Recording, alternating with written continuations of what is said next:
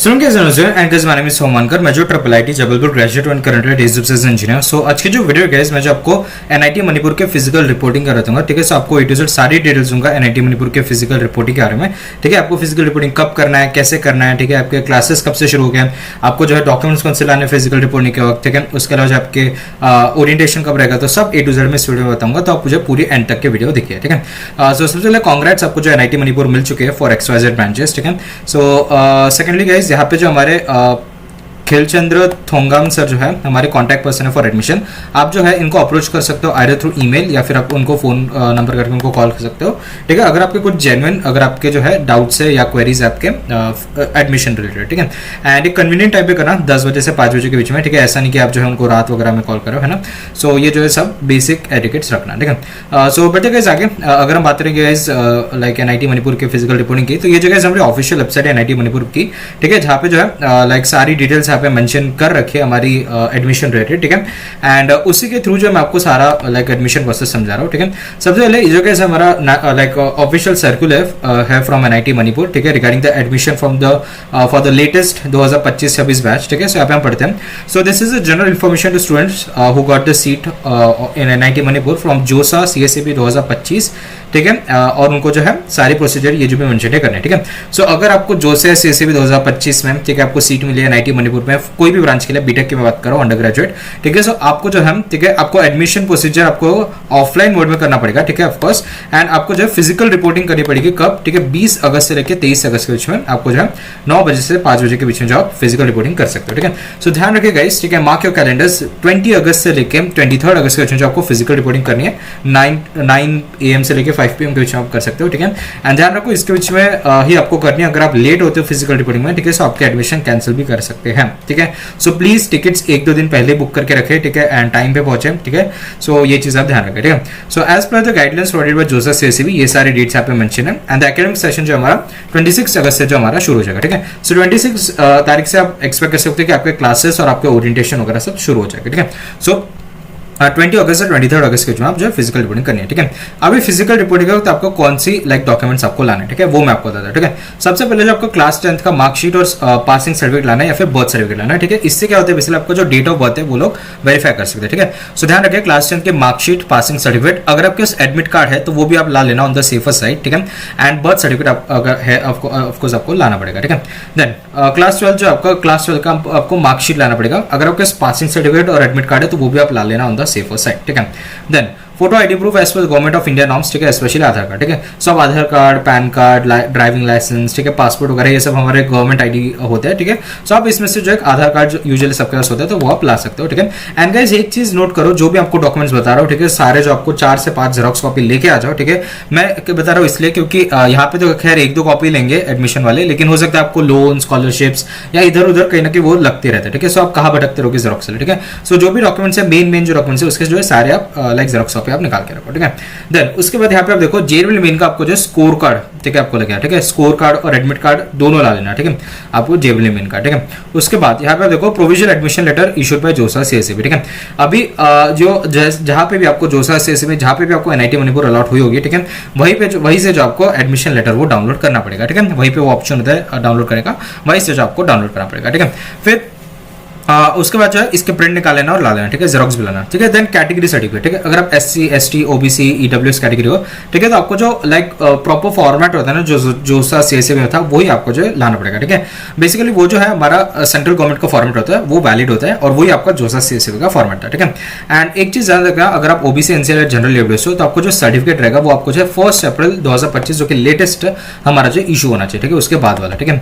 And एक चीज ध्यान रखो, ठीक है, फॉर लाइक जो हमारे महाराष्ट्र के कैंडिडेट्स होते हैं उसमें थोड़ा दिक्कत होता क्या है कि महाराष्ट्र के कैंडिडेट्स में SC ST OBC सबका जो है EWS वगैरह का उनका एक महाराष्ट्र का स्टेट का ही बेसिकली अपना एक कैटेगरी सर्टिफिकेट होता है, ठीक है। सो बेसिकली आपको क्या है उसका एक कास्ट वैलिडिटी होता है, ठीक है। सो अगर आपके पास वो कास्ट वैलिडिटी है तो वो आप ला लेना ऑन द सेवर साइड, ठीक है। हालांकि यहाँ पे मेंशन नहीं है बट आपके पास होगा तो आप ला लेना, ठीक है। सो बेसिकली आपका जो जोसा CSAP में फॉर्मेट था ना वो तो सही है, ठीक है, उसमें नो डाउट, ठीक है। आपका जो भी जोसा CSAP में वो सेंट्रल गवर्नमेंट फॉर्मेट होता है अपना, ठीक है, वो तो वैलिड है। अगर आपके पास कास्ट वैलिडिटी है तो वो आप ला लेना ऑन द सेफर साइड। मैं महाराष्ट्र के स्टूडेंट्स के लिए बोल रहा हूँ बस, ठीक है। एंड उसके अलावा यहाँ पे आप एक चीज ध्यान रखना, ठीक है, अगर आप एसटी कैटेगरी हो तमिलनाडु से, ठीक है, सो उसका वो एक रेवेन्यू डिविजनल ऑफिसर से आपको इशू होना चाहिए, वो एक चीज आप ध्यान रख लेना, ठीक है। एंड उसके अलावा तो और यहाँ पे कुछ मेंशन नहीं है, ठीक है। बाकी जो जोसा सीएससी का फॉर्म था वही आपका सही है, ठीक है, ज्यादा चिंता मत करो, ठीक है। Then in case of PWD category, ठीक है, अगर आप डिसेबल पर्सन हो तो आपको जो पीडब्ल्यूडी कैटेगरी का जो आपको सर्टिफिकेट लाना पड़ेगा जो कि जोसा सीएससी के फॉर्मेट से अलाइन करता हो, ठीक है। देन फैमिली इनकम सर्टिफिकेट, ठीक है, फैमिली बोला है, ठीक है, पापा मम्मी दोनों का, अगर आपकी मम्मी हाउस वाइफ है तो आप जो पापा का लाइक ला सकते हो, जो कि हमारा लेटेस्ट 1 अप्रैल 2025 के बाद वाला होना चाहिए। एंड ये जो है हमारे एक प्रॉपर तहसीलदार से जो है लाइक इशू होना चाहिए, उनके बिलो रैंक से जो हमारे लाइक नहीं होना चाहिए, ठीक है, इशू इनकम सर्टिफिकेट, ठीक है। एंड ध्यान रखना है लेटेस्ट लाना है आपको, ठीक है। देन मेडिकल सर्टिफिकेट, ठीक है, जो भी हमारा जोसा सीएससी का फॉर्मेट था वही आपका जो मेडिकल सर्टिफिकेट आपको लाना पड़ेगा, ठीक है। Then copy of online payment receipt of the balance fee payable at the institute first semester if applicable, ठीक है। अब बैलेंस फी जो भी आप पे करोगे ना, उसका जहां से भी आपने करा होगा यूपीआई या एनईएफटी कुछ भी करा होगा, उसका जो आपको बैंक का रिसिप्ट आपको लाना पड़ेगा डाउनलोड करके, ठीक है, या फिर स्क्रीनशॉट होगा तो वो भी चल जाएगा, ठीक है।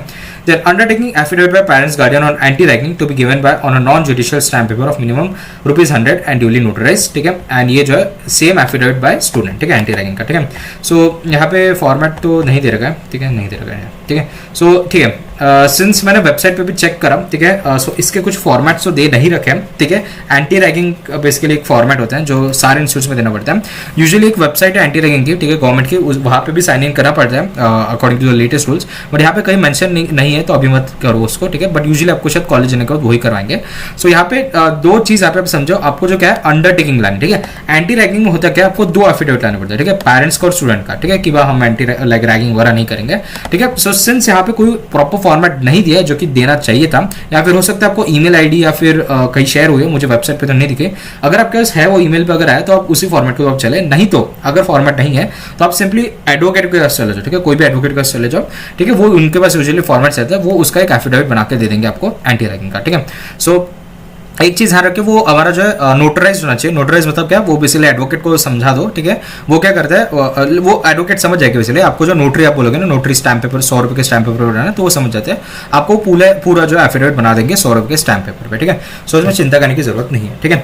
अगर फॉर्मेट है ईमेल का तो उसी फॉर्मेट को करो, नहीं तो आप सीधा एडवोकेट के पास चले जाओ, वो आपको जो एडवोकेट आपको जो बना के दे देगा anti ragging affidavit, both student और पेरेंट का, ठीक है। उसके अलावा यहाँ पे देखो, students are advise to deposit the balance of admission fees as per the details provided in annex 1, ठीक है। सो ये एनेक्स 1 जो है यहाँ पे दे रखा है, उसके पहले यहाँ पे आप देखो कुछ भी अपडेट्स रहते हैं तो आप जो है IIIT मणिपुर का ऑफिशियल वेबसाइट पे आप बने रहो, ठीक है।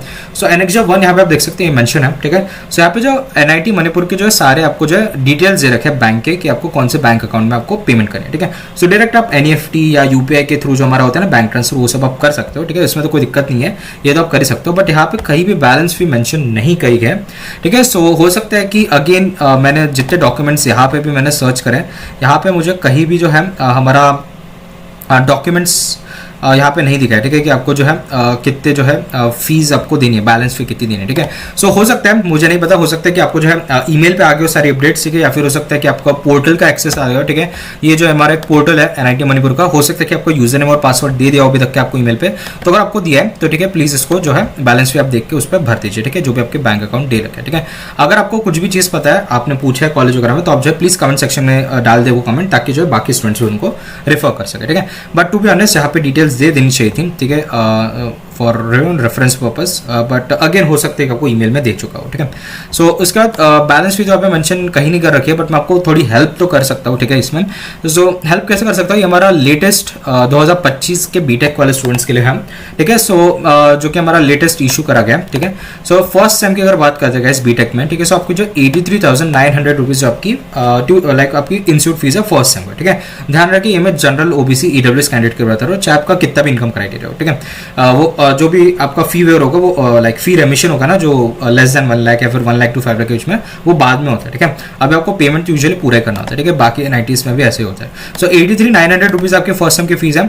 अभी आपने 70,000 भर चुके हो गए अपने जोसा CSC में, ठीक है। सो इसमें से सिंपली 70,000 आपको माइनस करना है, ठीक है। सो इसका मतलब कितना है, 13,900 रुपए आपको जो देनी पड़ेगी बैलेंस फी, ठीक है। एंड इसके अलावा यहाँ पे अगर आप SC/ST पिलोरी कैंडिडेट हो, ठीक है, सो SC/ST पिलोरी कैंडिडेट्स के लिए यहाँ पे अलग से दे रखा है, नहीं दे रखा है, ठीक है। सो यहाँ पे देखो SC/ST पिलोरी कैंडिडेट्स इस पे क्या होगा 62,000 जो है सीधा माइनस हो जाएगा, ठीक है। सो मान के चलते हैं 60 70 80, ठीक है। सो 23,000 24,000 जो है मान लो 25,000 के आसपास रहेगा वो। सो SST पिलोडी की सारी फी रहेगी, ठीक है। अभी अपने 30,000 भर चुके हो, ठीक है, जो सर सीएसएम है, ठीक है। सो आपका 5,000 जो बच रहा है, ठीक है। सो इसमें आई डोंट थिंक आपको कुछ पे करना है, ठीक है। बट यहाँ पे एक चीज रखो, इसमें हॉस्टल इंक्लूडेड नहीं था, ठीक है। सो हॉस्टल की अगर बात करें, सो हॉस्टल आप देखो फर्स्ट सेम में आप देखो 49,000 जो आपको पे करना है, ठीक है, फर्स्ट सेम में, ठीक है। सो आपको जो है ये अलग से देना पड़ेगा, ठीक है। सो आप जो है ये प्लीज कंफर्म कर लेना कि आपको जो है अलग अलग पेमेंट करने हैं, ठीक है, या मिला के करना है, ठीक है।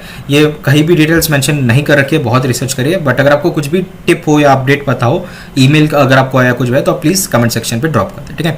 बाकी आप टेंटेटिवली मान सकते हो कि 25,000 ऑलमोस्ट जो है सॉरी हाँ लाइक 13,000 जो आपकी बैलेंस फी रहेगी फॉर जनरल ओबीसी रिप्लेस, ठीक है। एंड SST कैटेगरीज ने ज्यादा दे दिया, वैसे 30,000 रुपये हो गए, ठीक है। आपको जो 25,000 आता है आपका टोटल लाइक ये।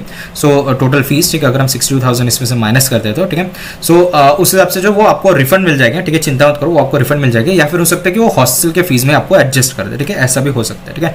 सो आपको कुछ भी यहाँ पे मेंशन नहीं कर रखा है। सो लाइक जल्दबाजी मत करो पेमेंट के लिए, मैं पहले ही बोल रहा हूँ, ठीक है। जब कंफर्म आ जाते डिटेल्स सभी करो, ठीक है। बाकी ऑफिशियल वेबसाइट तो मैं सब कुछ सारे डॉक्यूमेंट्स चेक कर ही लियो, यहाँ पे भी नहीं है। एंड इवन होम में भी मेरे को कहीं दिखा नहीं है, ठीक है, अपडेट, ठीक है।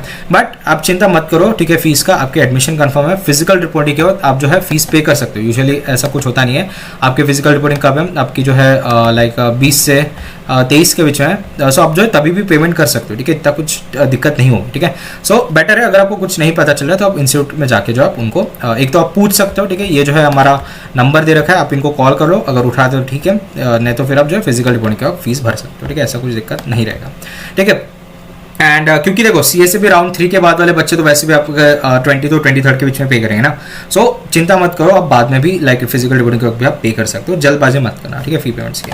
एंड उसके अलावा तो कुछ भी अपडेट है गाइस, पोर्टल का भी अगर आपको यूजर नेम पासवर्ड अगर कुछ आ गया होगा तो प्लीज कमेंट सेक्शन में बता दे और बाकी स्टूडेंट्स की हेल्प करें, ठीक है। इसके अलावा तो और कुछ अपडेट्स नहीं है, ठीक है। एंड ये थी गाइस आज की वीडियो। होप आपको जो वीडियो पसंद आएगी। अगर आपको वीडियो पसंद आई है so please do like share and subscribe मेरे चैनल। मिलते हैं नेक्स्ट वीडियो में, तब तक के लिए टाटा बाय बाय।